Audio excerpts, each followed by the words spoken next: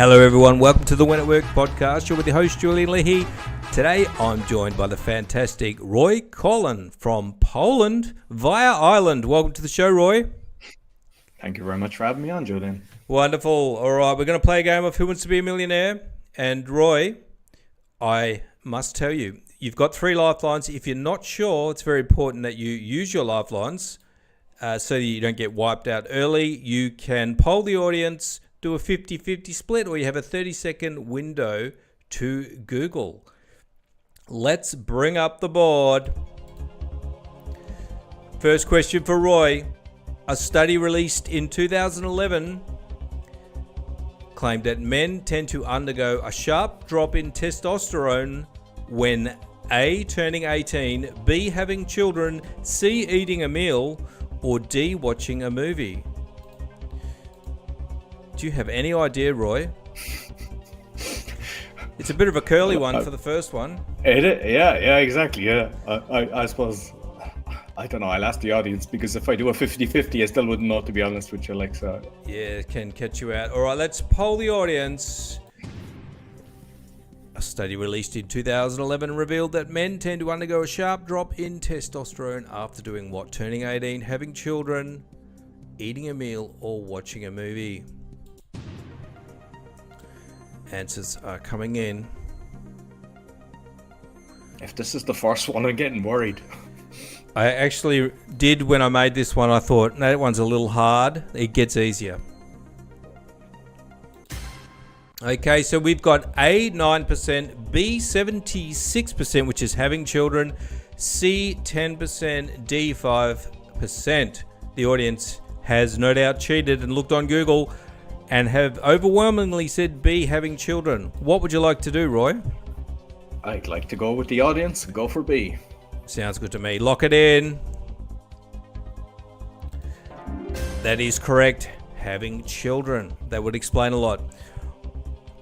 A superhero in her own right, Kara Zor-El, is the biological cousin of what other superhero? The Flash, Superman, Wonder Woman, or Green Lantern? Do you have any idea without locking it in, Roy? No, I've never heard of Kara Zor-El. Okay, Kara Zor-El. I'm going to help you out with one question, Roy. There is a famous superhero whose name is Kal-El. Kal-El. Have you heard of that one? No.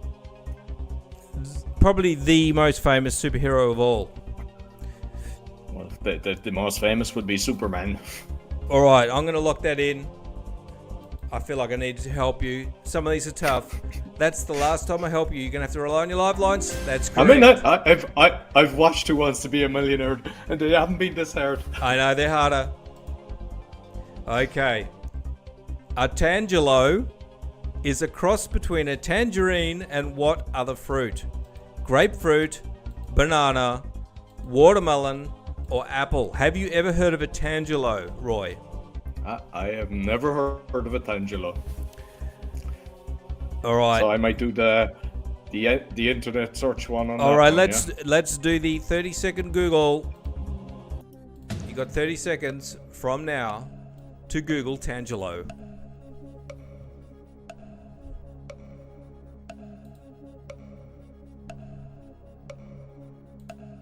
Okay. Grapefruit, A. Pretty brutal questions today. It's like embarrass the Irish poll, yeah? Yeah, so I'll go A, grapefruit. All right, just snuck it in time. A, grapefruit, we're locking in. That is correct. Well done, Roy. You're still alive. I believe you can come back from here. You've Just still got about. a 50-50 split. You're alive. You're on life support. A tattoo with the message, "Remember Sammy Jankis," figures prominently in what film? Remember Sammy Jankis. Memento, Pulp Fiction, Star Wars, or Titanic? Have you seen all of those movies? I've seen Star Wars and I've seen Titanic. Memento, no. You haven't seen Memento? No.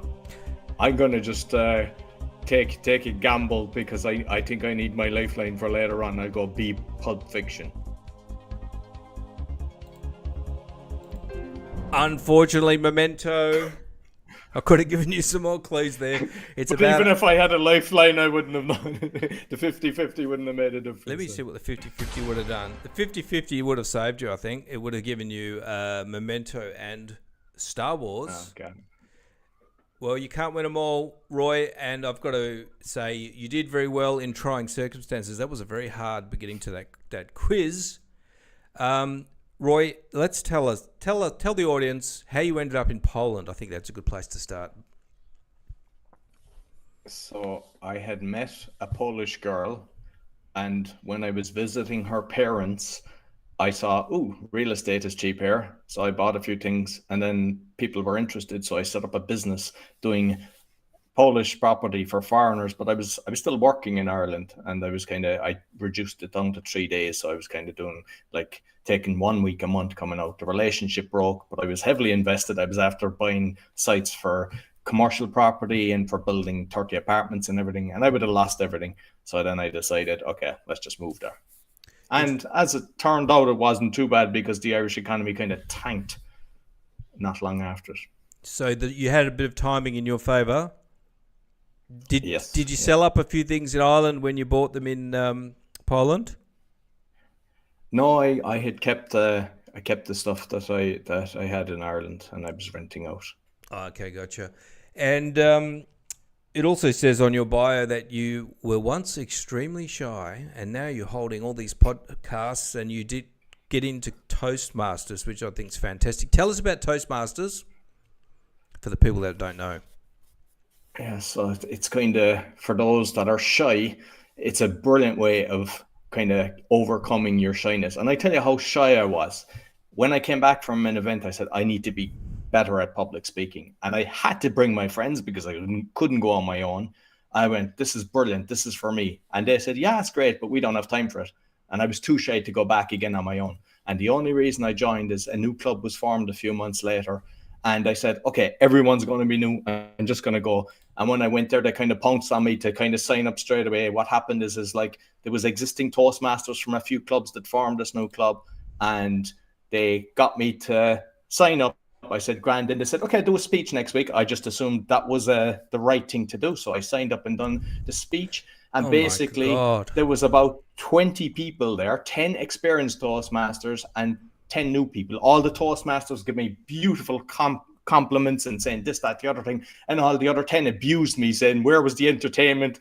Why were you doing this? Why were you doing that? And I ended up using that in a competition because I just went head on learning. And I got into the final of 5 countries based on the information of what people did to me during that very first speech. So you used the negative feedback to make it better. Is that what you're saying? Well, making fun of it because I'd done a kind of comedy speech on it. But I'm not one that kind of allows that. But it was something that shouldn't have happened, really, because if somebody was really, like, even though I was shy, I wasn't kind of afraid of things. And I think it could have hurted somebody or somebody might have left. Yeah. So you have to be careful with the kind of feedback as well. Definitely. Usually they kind of give people a cushion and they kind of give you, look, you could do this a bit better, but this was brilliant. And usually people kind of feel good then when they come away from a speech. You know, Toastmasters, I always thought that it was mostly about debating and learning how to debate. And then I had a chat with someone that said it's more about public speaking. Is that correct? Yeah. It's like what happens, there's a few things that happen is like there's a host, he's called a Toastmaster. So he picks the topic and it's usually an hour and a half, 2 hour meeting. Then you have like usually 3 speakers, but you have an evaluator. So the person comes in, does a speech and somebody evaluates it. Then you do table topics. And that's, I think, the most important thing for overcoming your shyness. They call up people on random and give you a question just like this, but you have to talk for 2 minutes on it. And you start getting very confident at that. Sometimes people are kind of scared and everything. And they also have a thing for pause fillers. So we used to have a bell. So when people were going and they'd go bing. And eventually you'd overcome that as well. Fantastic. So it's really to overcome the fear. But then there's people that kind of go against it because they make them too regimental. Some people, they're a Toastmaster because they've never kind of learned from somebody else. So you have to kind of learn from a few different. I think it's a brilliant place to start, but you should also check out some other people that teach you public speaking. Definitely, yeah. Anybody that has a fear of getting up in front of people, maybe even, you want to do YouTube or something and you're afraid of that, maybe Toastmasters might be a good way to do it.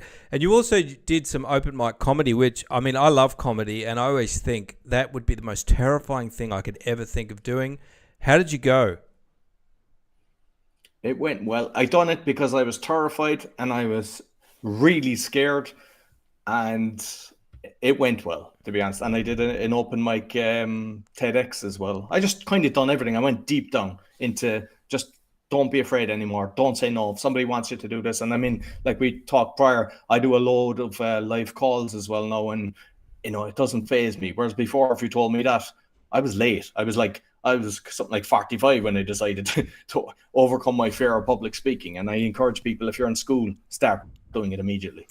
One thing you weren't late with, Roy, was podcasting. When did you understand that podcasting was going to be a huge thing for you?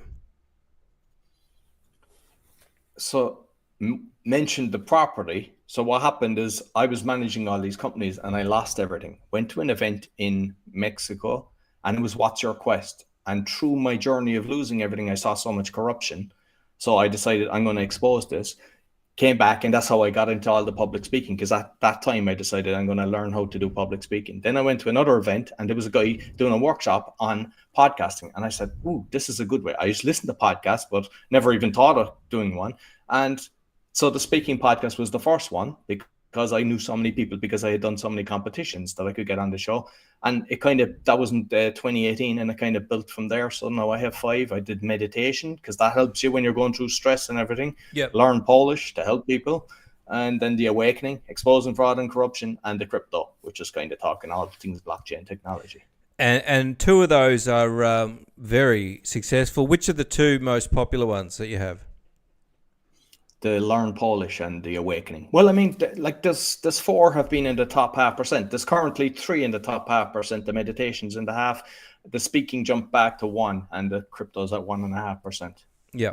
And the thing I want to ask you is, for people out there thinking of starting a podcast, or they have started a podcast, what would you tell them, in terms of how long does it take to see significant results? I suppose a lot of it is kind of down to the effort that you put into your marketing, because a lot of times people, they spend hours preparing, they spend hours editing, and then they just post it on Facebook and then they're on to the next one. And I say spend as much time as you do creating as the marketing. And even if it means putting out less, because the marketing is the most important thing. And like, for example, a good tip, whether you're going to start off or you're an existing, like say the Polish one, I'm in foreigners in Warsaw, foreigners in Poland, foreigners in Chicago, or Polish in Chicago, Polish in New York. They're the right group. So when I post shorts there or post the episode, I get good interaction. Whereas most people, they just blast it out into different groups, like a podcasting group. Sure, the podcasting groups are people that are just podcasters that aren't really looking at other things. They're just trying to promote. You've got 100 people selling with nobody buying. So just make sure who's going to be listening. And Reddit can be good as well, but you have to navigate it and try to make sure that you're not kicked off it. But the most important thing, put a lot of energy into your marketing. So you're talking about groups as in Facebook groups, are you? Exactly. Yeah. Sorry. Yeah. Okay. And tell us about, you do podcast coaching as well? I do indeed. Yeah. Yeah. And what sort of people do you work with? And tell us a bit about some results that you've helped people achieve. Yeah. So how it came about is because I was podcasting and having so many shows, and then when I was doing speeches in Toastmasters, a lot of the time it would be about podcasting because it was something that I had experience in.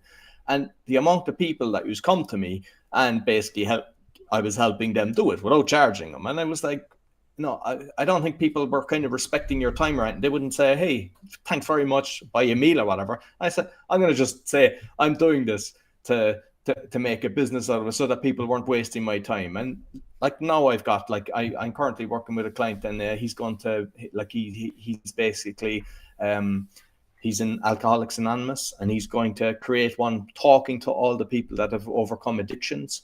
And so I love working with a client that's actually trying to make a betterment to mankind, that they're doing something great. There's another, she does TEDx events. So Ideas and Leaders, Elena Pavlenta, she's another one of my clients, and she's doing I think top 5% or something like that. She's doing very well.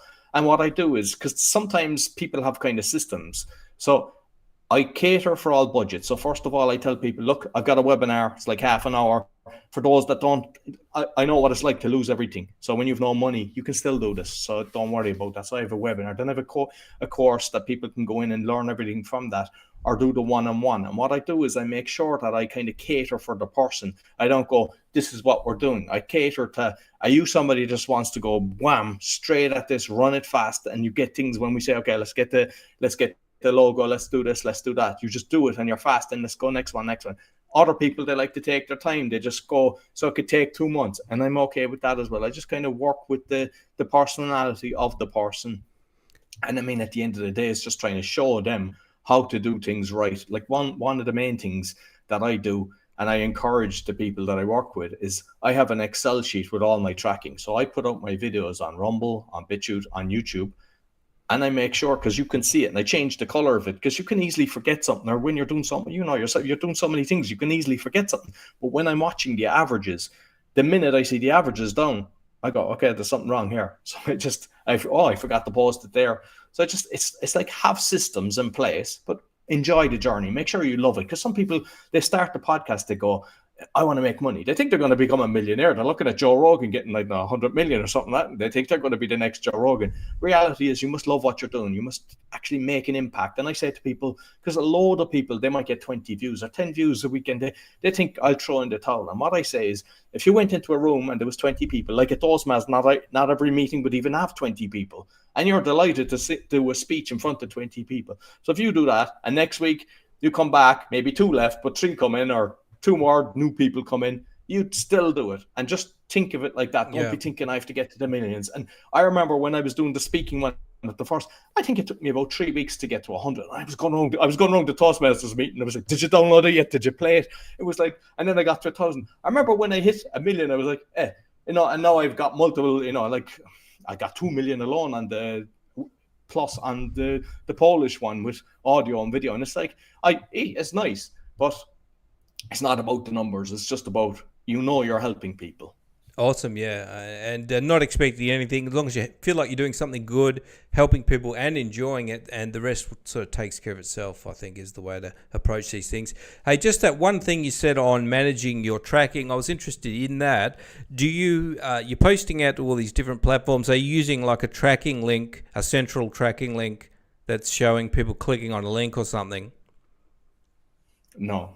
What I'm doing is I'm just kind of looking at the numbers. Looking at the numbers on each one. The amount of episodes. I'm trying to do with AI. I want to try to do as much with AI. So I've asked a lot of people that I can do this automatically. And the other thing is, I do a lot of live shows, and it gets put out. Like, so one time there was one that was shared like 600 times. I mean, how? I don't know. But I would love an AI to actually track all of where the episodes have been. So then you could have that on the website kind of showing, okay, it's like 6 or 8 million, whatever it be. But it would be lovely to have a kind of a tracking system that's live. Yeah, I reckon you could do something with Google Collab. I might have a look at where you're posting and see if I can come up with something. Other than that, when you're not doing all of these things about your podcast and producing content, you're reading a book nearly every 3 days. What's that all about, Roy? It's something I've been doing for years. I just love reading. And I don't know, I like, say, for example, now that guests are coming on my show, before I just go and buy the book. And then I thought, hey, where am I buying a book? So I have it on the form. If you're promoting the book, send me the book. So, I got 2 books this week now. And I actually enjoy it. I love reading a book. And also, like, say, The Awakening, that's exposing fraud and corruption, but with solutions. So by me reading a lot, I've a different perspective, and it's just helping me having better interviews as well, just with the knowledge that I've done. What's The Awakening? That's basically, that was the 4th podcast. It's like exposing fraud and corruption. So I've had Mickey Willis, and so Wonderful. All right. Well, I've got a link in the show notes for all Roy's stuff there, so you can check out all his podcasts. He's got lots of interesting stuff on, and I'd like to thank you for coming on, Roy. Thank you very much, and I apologize for my level of knowledge here on the questions. But geez, still, I apologize on the questions. They were a little bit too difficult. But thank you once again, and thanks everyone for listening and watching. I'm going to wrap things up. See you next time, very soon. Bye.